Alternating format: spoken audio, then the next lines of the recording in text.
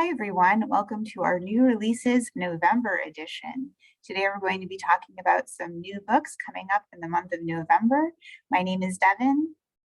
And I'm Joy, and we're both from Worcester the Public Worcester. Library. That wasn't very good unison, but okay, the Worcester Public Library.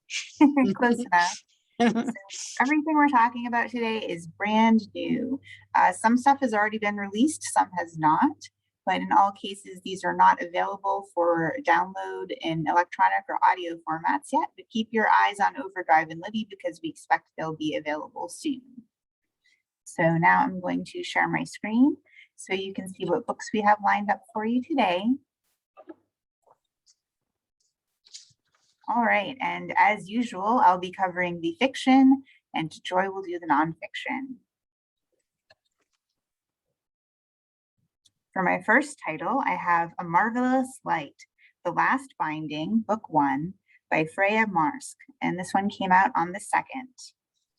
This book is being called a mix of the book Red, White, and Royal Blue and Jonathan Strange and Mr. Norrell. It's set in Edwardian England full of magic, contracts, and conspiracies.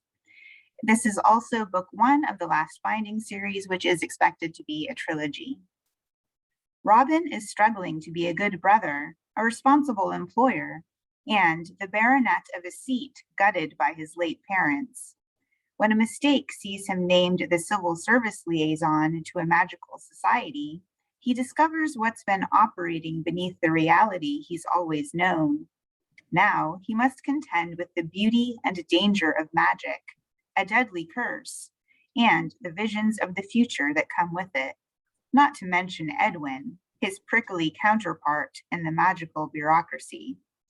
Robin's predecessor has disappeared, and the mystery of what happened to him reveals truths about the land they live on and what binds it. The fantasy aspects of this book are being compared to Diane Wynne Jones and Studio Ghibli, one of my favorites. The book got starred reviews from Publishers Weekly, Library Journal, and Booklist. It's also getting good words from authors T.J. Klune and Alex E. Harrow. Author Kat Howard said, "This book is an absolute delight. I was caught from the very beginning by the compellingly realized characters, the gorgeous and deadly magical world, and the fascinating mystery. If you ever wished Downton Abbey was a sharper-edged and full of magic story, this is the book for you." So everyone knows I like fantasy and historical fiction. When you smush it together, that's the book for me. So I expect to be reading this one in the future. And here's one from Joy. You know, I don't read a lot of fantasy, but Jonathan Strange is not only one of my favorite fantasies, it's one of my favorite books ever. So if this is like Jonathan Strange, okay, maybe I'll try it. You should. Okay, well, my first choice for this week is 1,000 Years of Joys and Sorrows, a memoir by Ai Weiwei. In this work, artist Weiwei has given us a century-long epic tale, while also recounting his own life story and exploring the effect that living under a totalitarian regime has had on the development of his remarkable body of artistic creation. Once an intimate of Mao Zedong, Weiwei's father, China's most celebrated poet, was branded a right-wing revisionist, and the family was banished to a desolate location known as Little Siberia, where the father was sentenced to hard labor.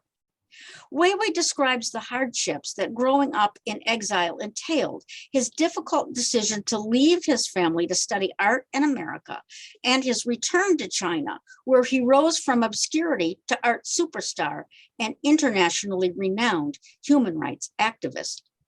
This book has garnered a host of rave reviews.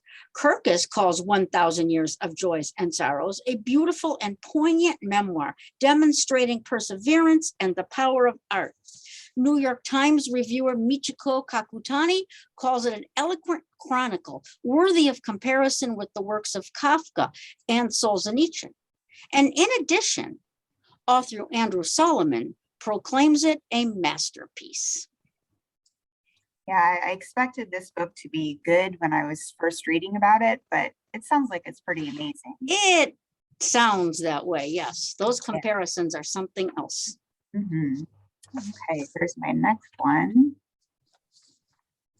The Perishing by Natasha Dion. This one is releasing on the 9th. It's set in 1930s Los Angeles, and some are saying this book is a mix of sci-fi and historical fiction. Others are saying it's in its own genre. Either way, it's being called a book for fans of N.K. Jemisin and Octavia E. Butler. Lou, a young Black woman, awakes in an alley in 1930s Los Angeles, nearly naked and with no memory of how she got there. Taken in by a foster family, Lou dedicates herself to her education while trying to put her mysterious past behind her. She'll become the first Black female journalist at the Los Angeles Times, but her life is even more remarkable.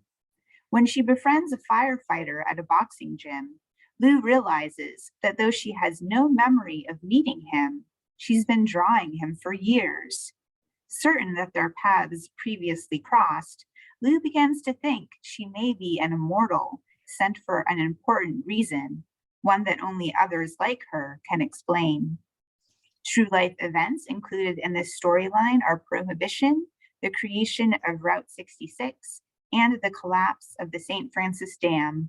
This book got a starred review from Booklist, and it's also gotten good words from authors Jamie Ford and Jade Chang. Jamie Ford said, "The Perishing is one part lyrical mystery, one part history lesson you didn't learn in school, and one part time machine. It's a lush, genre-smashing, philosophical novel that blew my mind as it broke my heart." So similar to the first book I mentioned, A Marvelous Light, it's got a mix of, fantasy sci-fi as well as the historical aspect. That's really my cup of tea. So I'm looking forward to this one as well. Here's another from Joy. My next choice for this week is The Least of These, True Tales of America and Hope in the Time of Fentanyl and Meth by television journalist Sam Quinones. Sometimes it seems that society just can't get a grip on the problem of substance abuse, that those who profit from the production and distribution of addictive drugs are always one step ahead.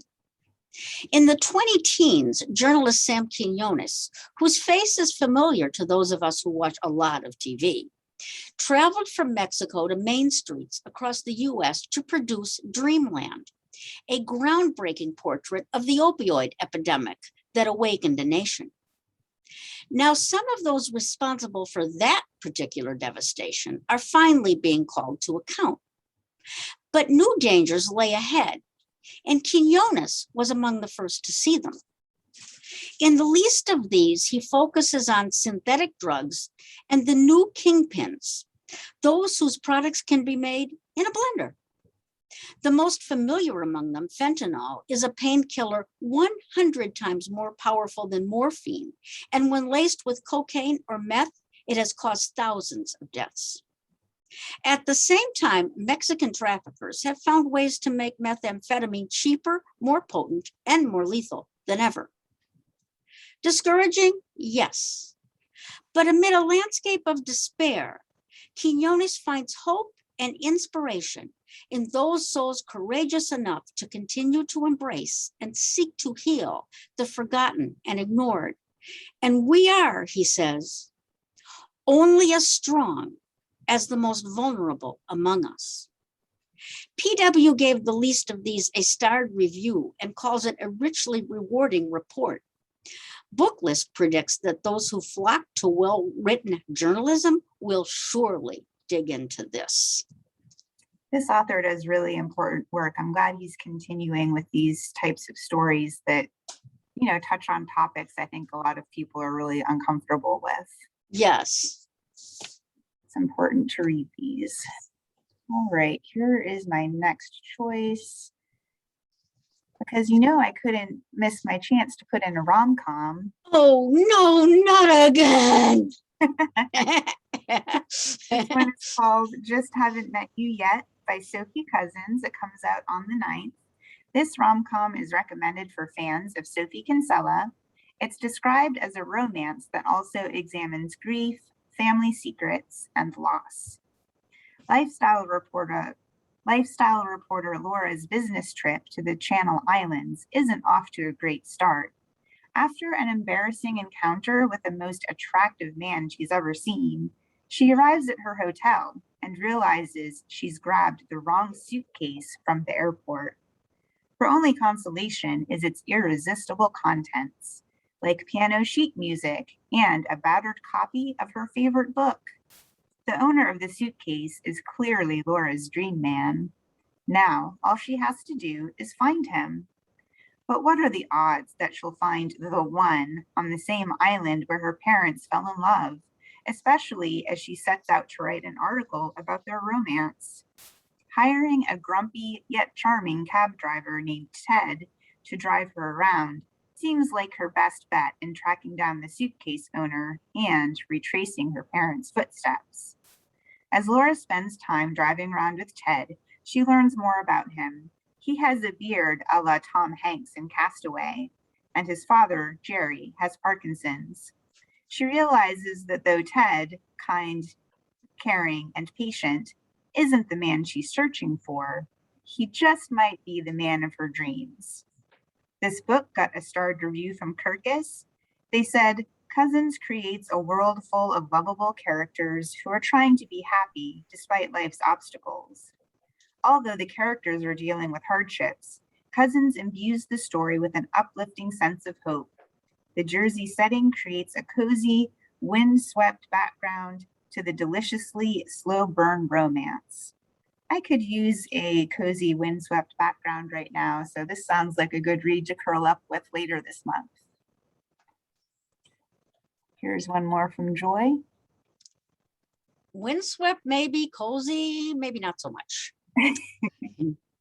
My final choice for this week is The Sinner and the Saint, Dostoevsky and the Gentleman Murderer Who Inspired a Masterpiece by Kevin Birmingham, which, by the way, is not a rom-com.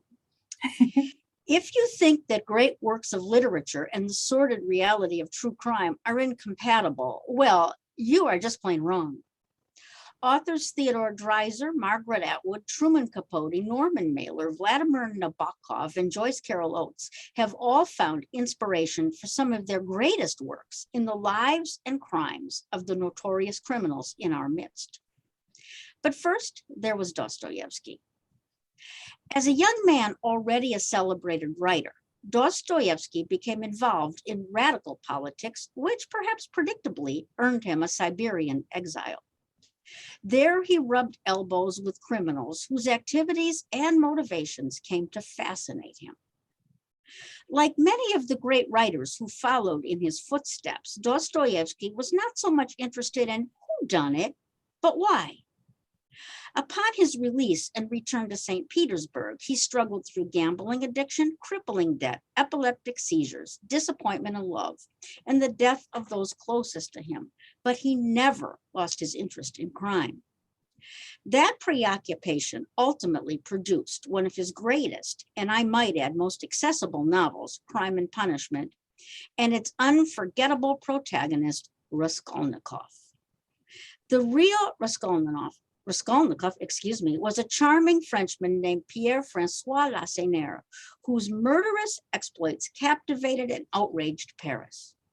In Crime and Punishment, Dostoevsky created a Russian incarnation of Lacenaire, one who embodied the author's questioning spirit and his most deeply held philosophical beliefs. Kirkus gave The Sinner and the Saint a starred review. Amazon calls it a deeply researched, immersive tale. And the Atlantic Monthly says that it is an inspired account of the genesis of an enduring literary masterpiece and states that author Birmingham is superb. Therefore, read The Sinner and the Saint. But if you haven't already done so, read Crime and Punishment first. It is, after all, both a classic and a ripping good read. I have to admit, and this isn't the first time I've thought this, I'm really glad you cover nonfiction because I would not know how to pronounce all those names. Well, I did stumble once, but I think I did pretty well. You did very overall. well. Yeah. All right, that brings us to the end of our episode for today.